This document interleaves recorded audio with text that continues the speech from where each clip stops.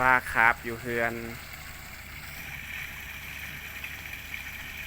เสี่ยวกี้อยู่สวรรณเขต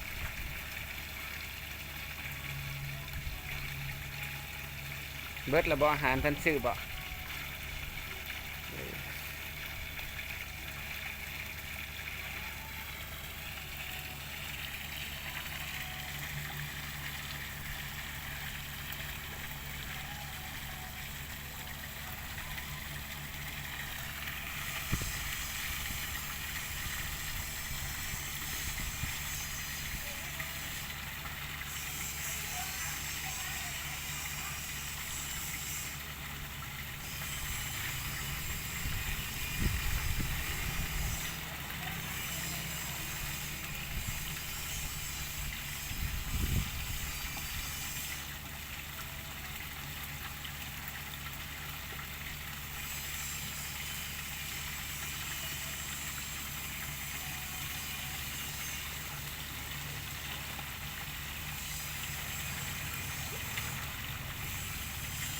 ปลาหยังตัวหางแดงนี่พี่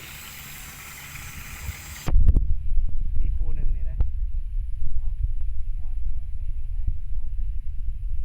เออ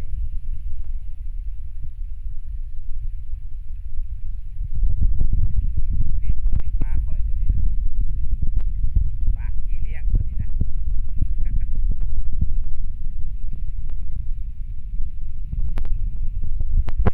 สิอัพลง YouTube เก็บไว้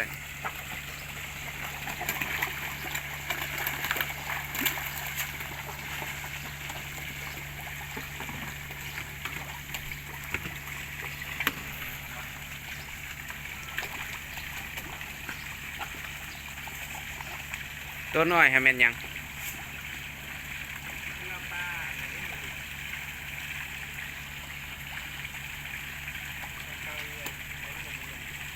เออมันจมลงพื้นหัว